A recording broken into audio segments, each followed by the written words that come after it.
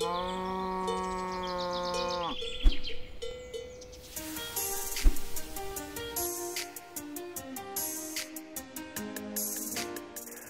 stvar, o kateri se običajno pogovarjamo, ko govorimo o novem Tucsonu, je njegova nevsakdanja oblika.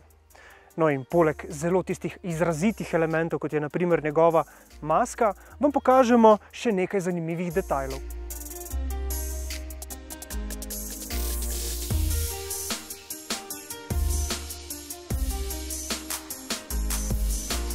Zdi se, kot da oblikovalci tega avtomobila nikakor niso želeli prenehati z risanjem. No, ampak pustimo obliko, ocenite sami, če vam je ta všeč. Mi vam raje povemo, da ta avto ponuja zelo privlačen vozniški paket. Hibridni vozniški paket.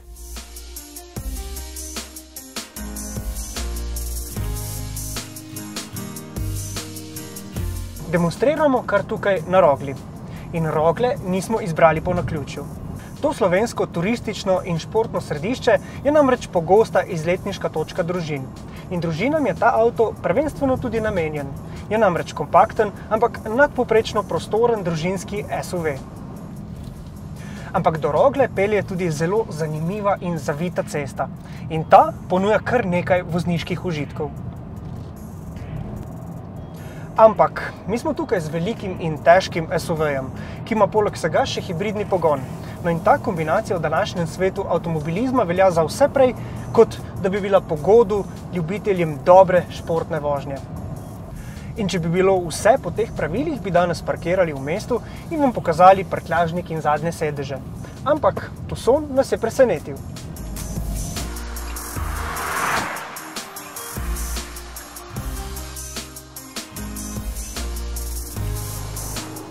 Novi Tucson je namreč med najbolj dinamičnimi SUV-ji in med najbolj dinamičnimi hibridi. No in tega niti ne skriva. Tukaj imamo namreč tipko za menjavo voznih programov in na voljo sta le dva. Eko, ki je na voljo za vsak dan, in Sport, za danes.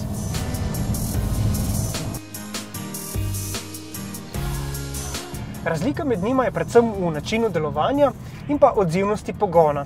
In skupna sistemska moč znaša 169 kW oziroma 230 konjev, napredni kolesni par pa se prenaša prek 6-stopenjskega samodejnega menjalnika. Menjalnik je bolj naravnan za tiste, ki si želite uglajene vožnje. No, se pa po drugi strani Hyundai tokrat ni odločil za neskončno stopenjski CVT menjalnik, ki je pri voznikih pogosto kar nekoliko osovražen zaradi svojega zaganjajočega se karakterja.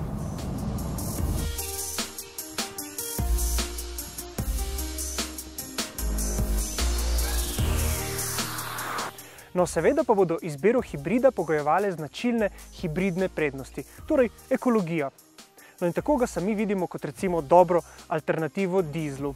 Na našem testnem krogu smo namreč pri mešanem ciklu izmerili povprečno porabo 5,1 litra na 100 prevoženih kilometrov. Porabo zmanjšujejo predvsem prihranki v mestu, kjer se ta avto vozi večinoma le na elektriko. Takrat deluje le elektromotor, ki energijo črpa iz baterije z energijsko zalogo 1,49 kWh. Hibridni pogonski sklop je po našem mnenju eden najbolj vozniško prijetnih na trgu, prepričal pa nas je tudi s svojo učinkovitostjo. Dodajmo še napredne asistenčne sisteme. Med njimi je zelo zanimiva novost posebna vzvratna kamera, ki sliko prikazuje na zaslonu merilnikov pred voznikom. Ta se izkaže kot zelo dobrodošla pomoč pri nadzoru mrtvih kotov in tako vozniku zelo olajša vožnjo.